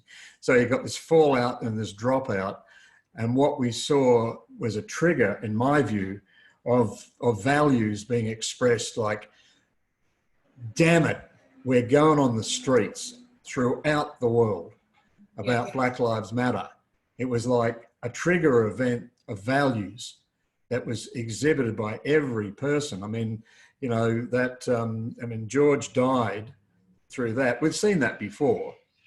That's happened before. And yes, but we haven't seen it when we've had a deadly pandemic. Exactly. That's what I'm saying. Yes, people who basically, for me, that's an expression. I know I could die as a consequence of this, but I would rather live in a moral world. Exactly. But what I'm getting at is that we see this combination of the fallout from people from the Great Reset, as we call it, with the artificial intelligence future of work being all mixed up, and then you have the fallout, or the sort of dropout to the fallout from the covert economy. And we've in Australia got 1 million people unemployed like that, are all hospitality workers, etc., etc. Yes. And that's going to continue to occur.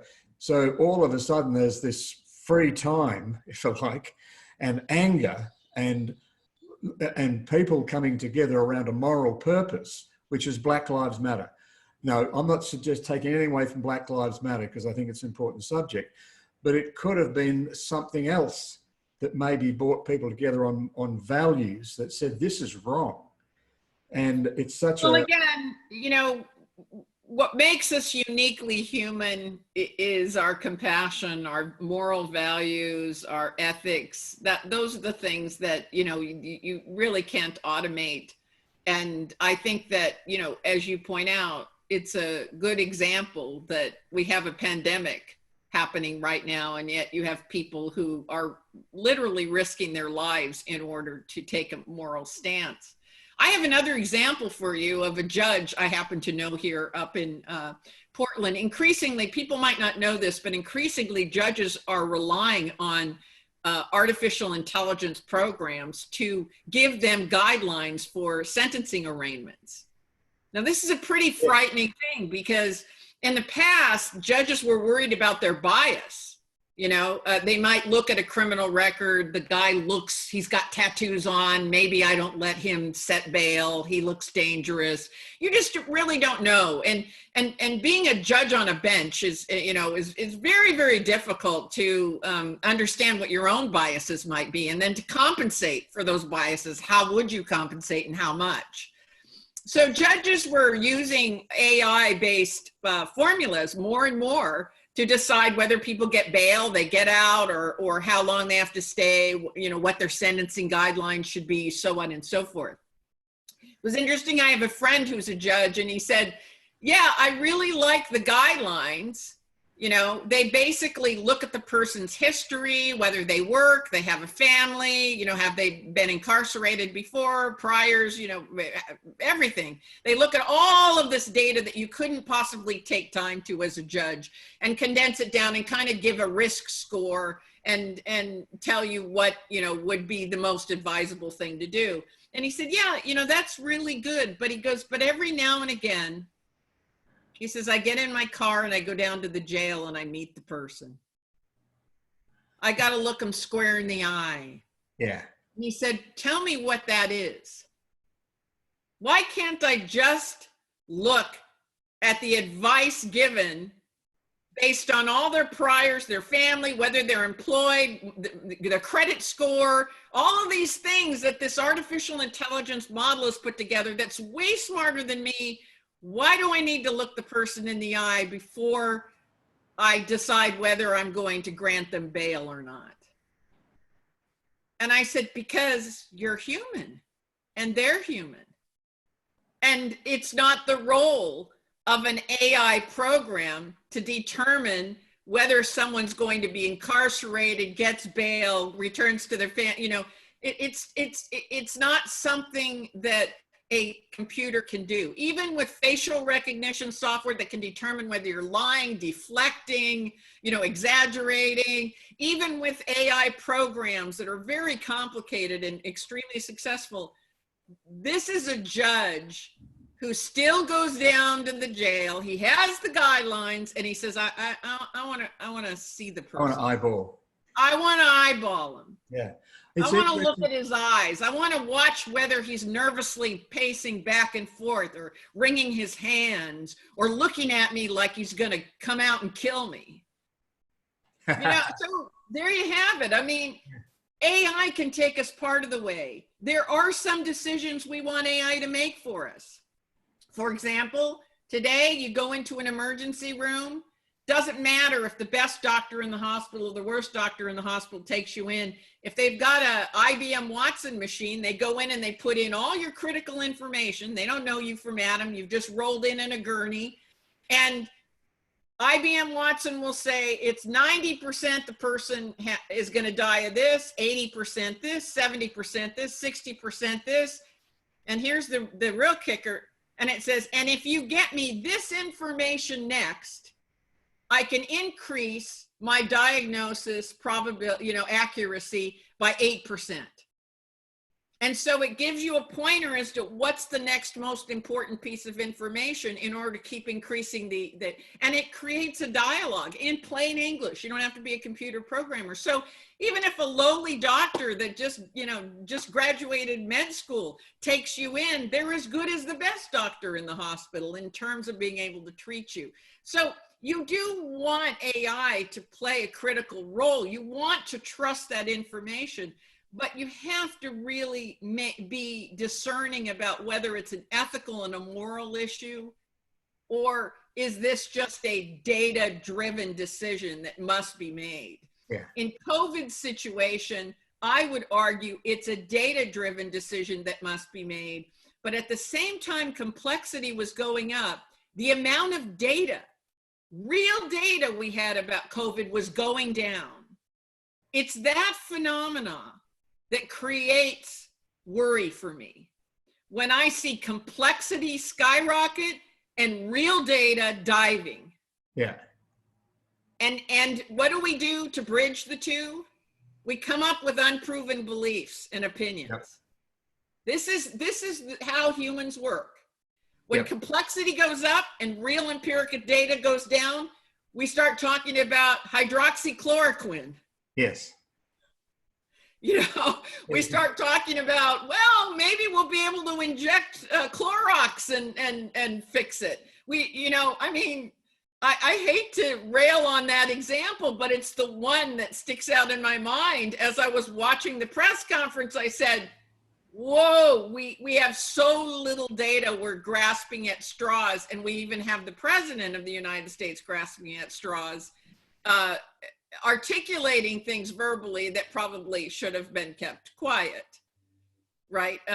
But again, when you have that situation where complexity is going up, real, actual, empirical, proven data is going down, the real solution, the bridge you must build, is diversification. And we know this because we know how we react to financial markets. We know that financial markets have gone from barter systems where you and I meet in the street and we bicker and then we trade to credit default swaps that nobody understands. And so we have complexity going up, and we have real data that's changing by the minute going down. And in a case like that, where you don't have the real data and you have complexity going up, what do you do when you invest in the financial markets? You diversify, you buy some bonds, some stocks, some real estate, you spread you make lots of small bets. And that, fortunately, is what most governments did. They made many, many small bets. What did they do? Wash your hands, wear a mask, stay 6 feet away, right? Shelter in place. What were all of the lists? I made a big list of all the programs that the US did in particular, because I couldn't believe how diversified their programs were and as quickly as they got on top of them. Can I read them to you? Yeah, sure, go for it.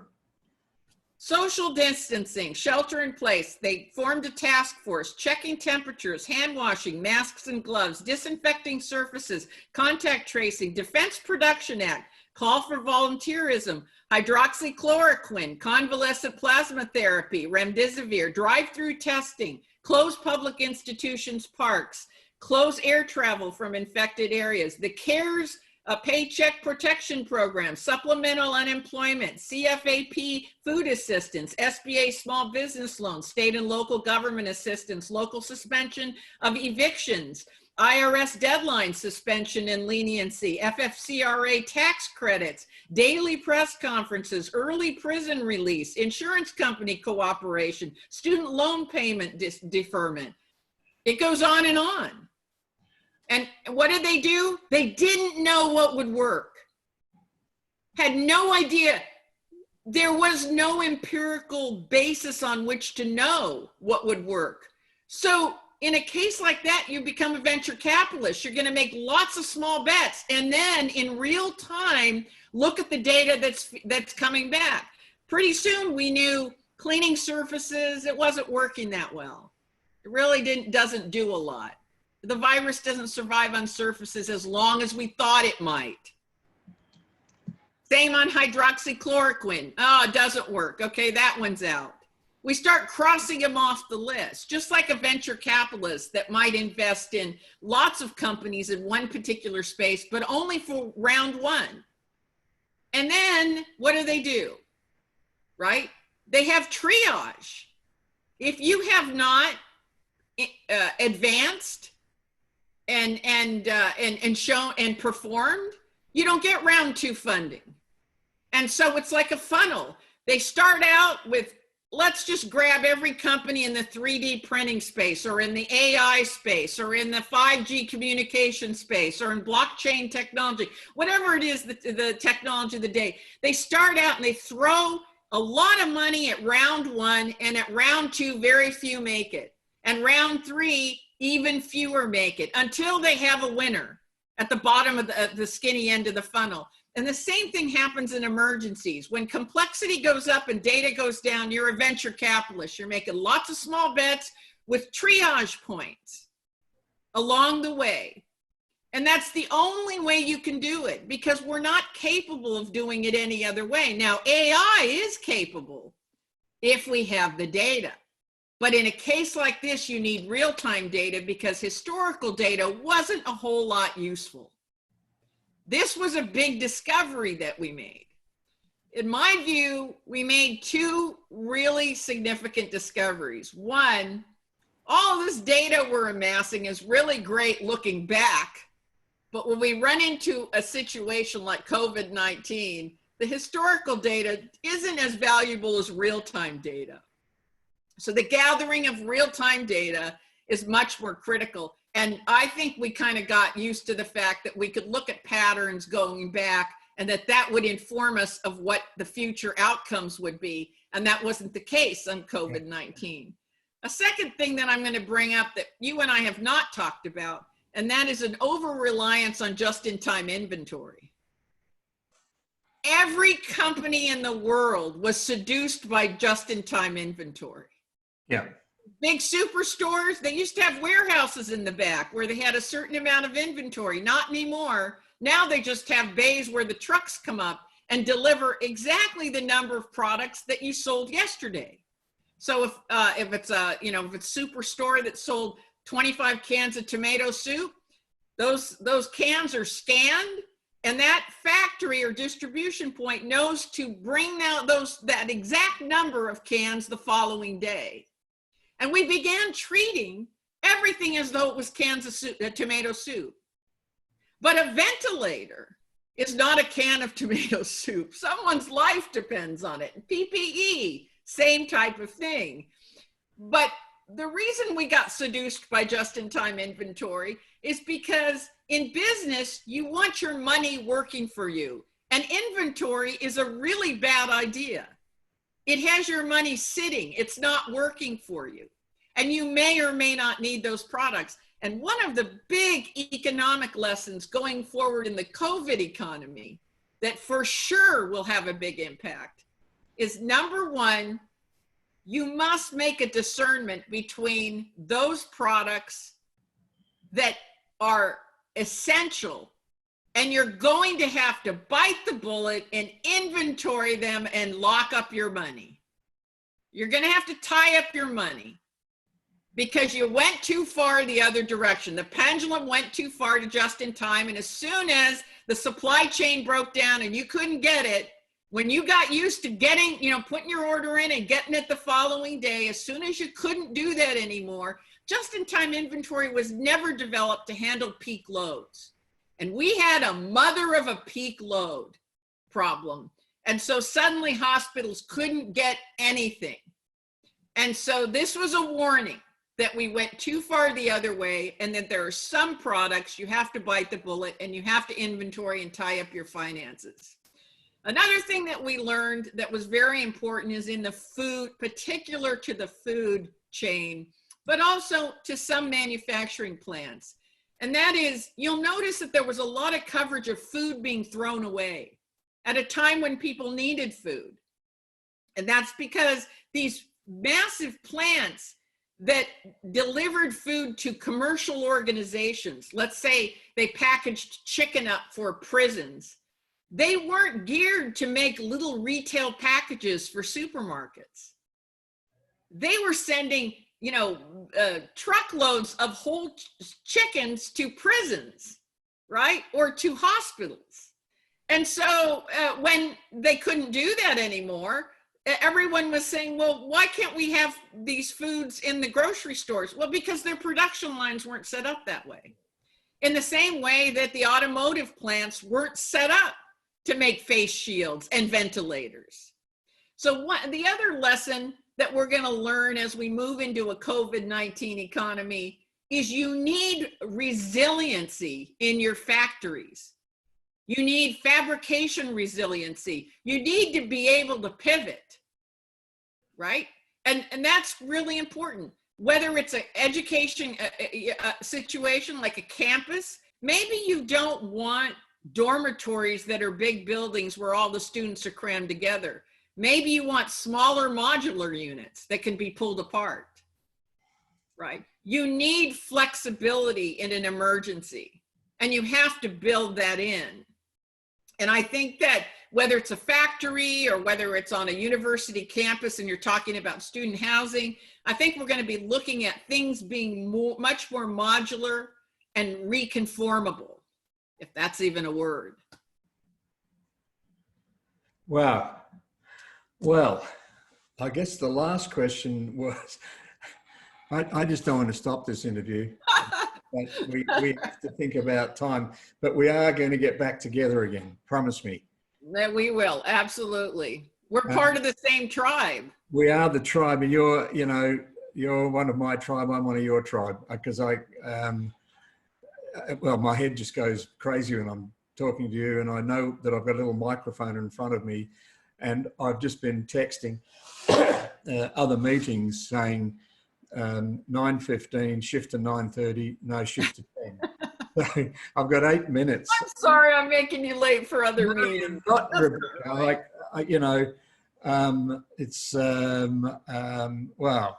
But, if I could just in 5 minutes finish off with what in this, we see it as this rapidly emerging covert economy, which is a pattern, and it's just taking that we're recognizing as a pattern, and the pattern has to have a language. When we look at a photograph of a park or that people are playing sport in or having a picnic, it's a park. If we look at a football match as a pattern, and if you understand the pattern language and the cues that it is a pattern, you understand what's going on. And someone says, "What's that?" You say, "It's a football match." And they've never seen a football match before. They go, "I don't understand. What do you mean by a football match?" Some people who've been deeply immersed in the Amazon, if they see a park, they don't get that it's a park. It's just an array of little conditions occurring that is complex. And how do you do that? So we have a way of reducing or simplifying very complex environments by having a pattern language and a perception of what's going on there as a thing. And we're seeing this thing called a covert economy emerging that we're following.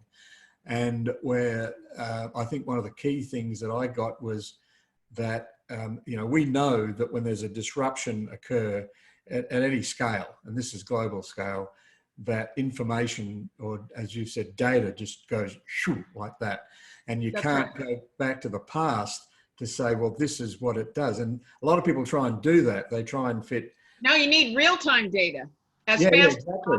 But you need real-time information. But, when it's dropped like that, like my organization works this way, and that information, that pattern that you had in your head about your organization drops, the past data no longer makes sense about the emergent data or the immediate data. And you actually become very confused, disoriented, et cetera, which has happened for a lot of people.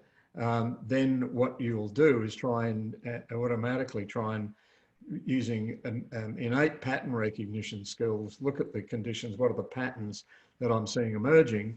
And one of them is work from home, bang, you operate at that speed, you can do it. Then you've got something to measure as to how productive that's being. And in a lot of cases, people are finding it extremely productive, but at both ends of the scale, for the worker and for the organization. So, what we're seeing is this telework industry will have to support that. Like when you're in your office and your computer doesn't work, you call a guy and he comes down, and it's from, IT services, comes down, fixes your computer, goes home. Who does that? The IT guy can't do it because he's got 1,000 people to look up. He can't do it. He has to have a workforce that's going to support that person. you know, oh, I can't work from home, it'll drive me crazy, the kids running around. And so they've got to have those little resources and local communities that will do that. So there's loads of industry opportunity in teleworking in the covert telework industry.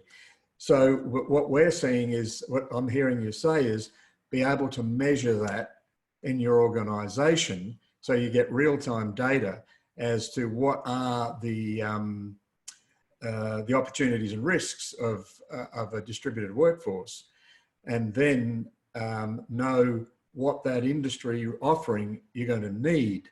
So that if we can sort of research the needs for a distributed workforce from organizations. It doesn't have to be a lot.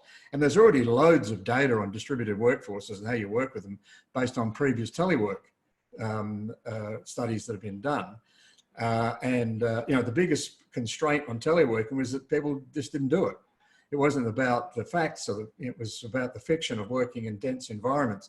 Oh, you can't control people. You have, you know, they'll do all this stuff. They'll be off there playing golf. Well, you know, as long as you get the job done, who cares if they play golf or they attend, you know, where should they attend the meeting? In the golf house or in a coffee shop? You know, it doesn't matter really, as long as the job gets done and they're available if they need to be. So then you look at the what services are required and measure those in a community so that you get real data to see what support systems. Then you invest based on that data coming back from an industry. That's right.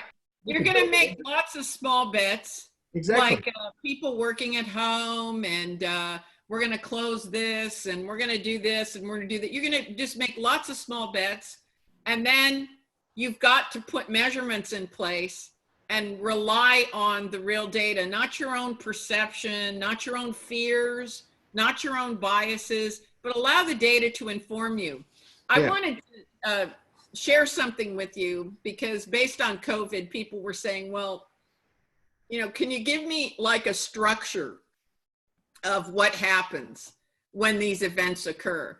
And so recently I broke it down into 7 levels. So I wanted to just share that with you. So the first level is disbelief, denial, delay, and a misunderstanding of exponentiation. Now we could do a whole program on when problems begin to exponentiate, why we have evolved as linear thinkers and we don't get on top of them soon enough. Exactly. And that already is a problem. Yep. Level 2 is there's a rush to act with very little verifiable data, and then there's forced collaboration as a result of that. Level 3 is that we double down on actions which show early effectiveness based on metrics. Level 4 is that we refine the analytics and our priorities based on the new data and analytics. Level 5 is we begin to optimize and maximize our response. Level 6 is we institutionalize the successes for future readiness. And level 7 is we begin to develop what I call a predaptive culture. You know, Peter Drucker said it best. He said, culture eats strategy for lunch. Yeah. And so unless you have a forward-facing culture, right, that nothing really changes. You're just waiting for the next emergency and to go through all those stages again. Yes. If you have a forward-facing, if you take this lesson forward and you successfully get to level 7, it changes your culture in a meaningful way as an organization and causes you to be a forward-facing organization. So I kind of broke those 7 levels down, and you can look at the parallels in how our governments are handling the COVID situation. You can see that they've gone through each of these levels, and we are now right around level 4, where we're refining analytics and priorities based on new data. We know hydroxychloroquine out. We know steroids in. So we're starting to do some refinement. The next stage, of course, will be to optimize and maximize that response. Those things that worked will get more investment. Those things that didn't work so well, they get killed. Wow. Well, does that make sense? Absolutely, it does. And look, what you started this piece off by a few minutes ago was we could do a whole program on this. And what I'm going to ask you to do, Rebecca, is can we get back together again in the next 2 to 4 weeks? Well, I can't in the next 2 weeks because I'm working on a project that I've just got a fierce deadline on. But afterwards, absolutely. Let's. What I meant was like not in the next 2 weeks, but somewhere between 2 and 4. Interested in this conversation. They're interested in turning their own organizations, or even their own orientation individually toward being more forward-facing and more predaptive. Yes. Where they're adapting to change before it occurs, what we call trying to react to it as it's occurring. We call that change ahead of change, and I like that. That's good. That's the whole emphasis on understanding disruption, leveraging it, leveraging disruption. It's called leverage for a particular reason. Physics, small moves with big impact. And sustainable value generation. And I like it. What I'm going to do is if I can get after we'll talk about after we're finished, but thank you so much, Rebecca. Thank you. I never thought, we actually have been talking for 2 hours and I could just stay here, until it's midnight your time, but that can't happen. But thanks so much, Rebecca. Don't go away because I'll have a chat with you after, but thanks so much. Thank you. Thank you for having the discussion. Thank you.